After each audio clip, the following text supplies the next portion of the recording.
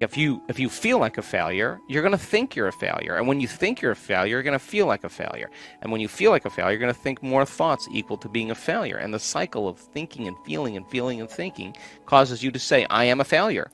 Research shows that 1 hour of focused concentration on a concept or an idea doubles the number of connections in your brain, that you have physical evidence. You're installing new hardware.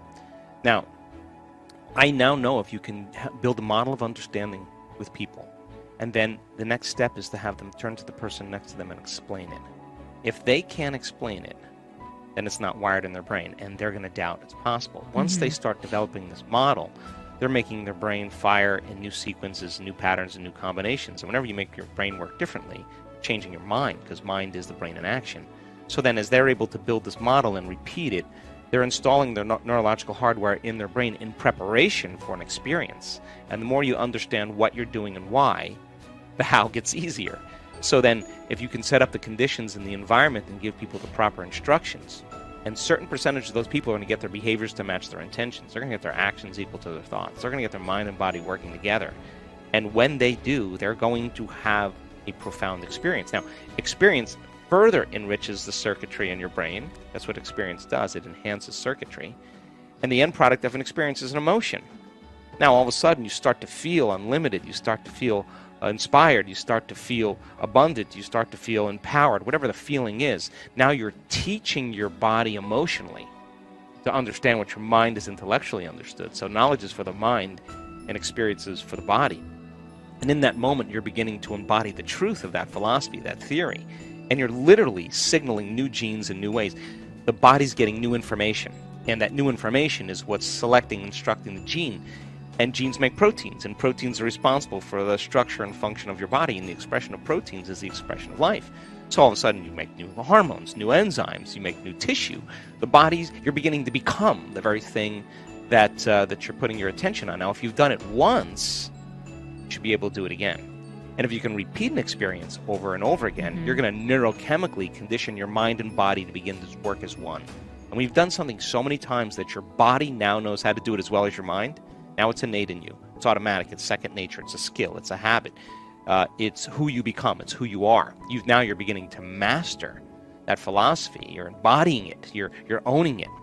So I think we go from philosopher to initiate to master, from mind to body to soul, from knowledge to experience to wisdom, to thinking to doing to being, to learning it with your head, applying it with your hands, and knowing it by heart. And people have to come to a point where they all of a sudden realize that they're a participant in this whole thing. And even if the person says, if they accept, hey, look, I don't know that I can beat this thing, but at least I can live the next several years of my life happy. It makes a huge difference. And so people who are depressed because of a diagnosis, then they can't think greater than how they feel. And that's the challenge. When feelings become the means of thinking, or we can't think greater than how we feel, then for the most part we're thinking in the past. And we've studied brains during the transformational process. And we see that when you start analyzing your life within some disturbing emotion, and it's typically derived by the hormones of stress, that 100% of the time, the analysis is going to make your brain worse. It's going to drive it more out of balance. Teach a person how to get beyond the emotion. The memory without the emotional charge is called wisdom. And now you're no longer anchored to the past. The body's free. I think insight is important, but insight never changes behavior. You can, I don't care what the insight is. Your father was overbearing. Your mother was a perfectionist. You have a chemical imbalance in your brain. Mercury's in retrograde. You were this person in a past life. All the insight, all the information does not change the condition.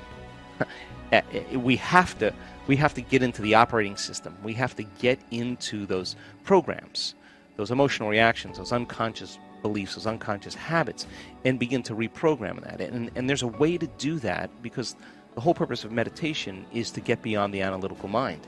And what separates the conscious mind from the subconscious mind is the analytical mind. And the only way you're going to know how to do that, is to learn how to regulate your brainwaves and begin to slow them down. So as you begin to slow down your brainwaves, you get beyond your analytical mind, and you're entering that operating system where all those programs exist, and 95% of who we are by the time we're 35 years old. It's a set of memorized behaviors, unconscious emotional reactions, unconscious beliefs, perceptions, hardwired attitudes that function automatically like a computer program. That means that 95% of the time people are unconscious to how they're being, right? And so becoming conscious of that, overcoming, even if you just say every day I'm gonna overcome my fear, every day I'm gonna overcome my depression, every day I'm gonna feel better than yesterday. That act of doing that you're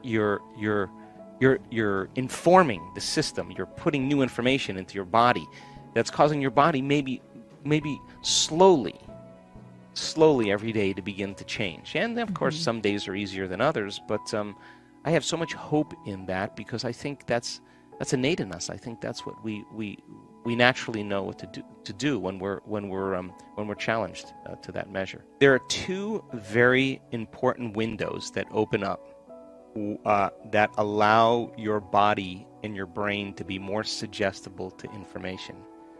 And that is when you wake up in the morning, your brain waves go from very slow delta to theta to alpha to beta. And when you go to bed at night, you go from beta to alpha to theta to delta. So you slide up the scale when you wake up, and you slide down the scale when you go to bed at night. And most people, when they go to bed at night, they just go from beta, boom, right down the delta. They fall very quickly. But you can teach people then how to just sit and slow everything down and begin to visualize, begin to affirm, begin to change their thoughts, to begin to work with their body when they wake up in the morning, when they go to bed at night. And it seems, according to our research, that those changes can last for hours. The person feels better. They don't feel as stressed. They don't feel as imbalanced. They don't feel as incoherent. They're not worrying as much. They're not obsessing as much. They're not over-focused about something as much. Those are beautiful windows when we wake up in the morning and when we go to bed at night. So stepping into that river and beginning to make a new choice and understanding that uncertainty, that unpredictability is the unknown. Now you're in that river of change, and it is the neurological, the biological, the chemical, hormonal, genetic death of the old self. And people say to me, well, if there's uncertainty, I can't predict my future. And I always say the same thing. The best way to predict your future is to create it, not in the known, right there. That uncertainty, you can learn now how to regulate your state instead of living in fear because, well, the idea that things are going to get worse, the idea that you can't predict, or the idea of being uncertain or can't control something actually sets off the stress response. So now you're in the unknown, and the survival gene is switched on. Of course, people are going to, out of the infinite possibilities that exist in the quantum field, they're going to select the worst scenario in their mind, right? So then what if you're in the unknown and you understand that, and now you can work back into that present moment and you say, what thoughts do I want to fire and wire in my brain, put my attention behind? What behaviors today, one day, what behaviors do I want to demonstrate? And the act of closing your eyes and mentally rehearsing who you're going to be when you open your eyes begins to install the neurological hardware in your brain to look like you've already done it. Now the brain is no longer a record of the past. Now it's a map to the future. So by rehearsing mentally and doing it over and over again, the hardware becomes a software program, and who knows, you just might start acting like a happy person. Well, there's no magic there. You install the circuitry. You may start thinking in more unlimited ways. You put those circuits in place. Now, here's the tough part. And can you teach your body emotionally what that future is going to feel like before it's made manifest? That means you can't wait for your healing to feel gratitude and wholeness. You can't wait for your wealth to feel worthy and abundant. You can't wait for your new lover to feel love. That's the old model of reality of cause and effect. Waiting for something outside of us to take away our emptiness and pain that we feel inside of us. That's Newtonian, cause and effect. The quantum model of reality is about causing an effect. That means the moment you start feeling worthy and abundant, you're generating wealth. The moment you're in love with yourself and you're in love with life, you create an equal. Well, the moment you start feeling gratitude and wholeness, your healing actually starts to begin. So then the word meditation literally means to become familiar with. That's what that word means. So the biological model is Well, you got to become familiar with your unconscious thoughts. You got to become aware of your unconscious habits and behaviors. You got to become so familiar with your emotional state, saying, oh my God, I've been feeling guilt for the last 10 years. I didn't know it was guilt. It just felt like me. And so then as you begin to observe those states of mind and body, consciously, you're no longer the program. You're the consciousness observing the program, and you start pulling consciousness out of our biology, right? Objectifying our subjective self. Now, that overcoming process is the most important part of this work, because once you overcome it, you're no longer looking at your future through the lens of the past. In your brain and in your body, chemically and emotionally, you're seeing possibilities. So then it's natural, once you've disentangled from those programs, to start thinking differently, to start acting differently, to start feeling differently.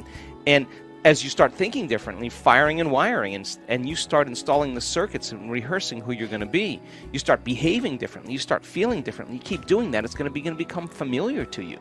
And over time, as you overcome those aspects of yourself, you're actually becoming somebody else. There's a becoming process that begins to take place. And some people do it very quickly. Other people, it just takes some time. But once you understand the formula, and once you understand what it all means, you start seeing people make some pretty big changes.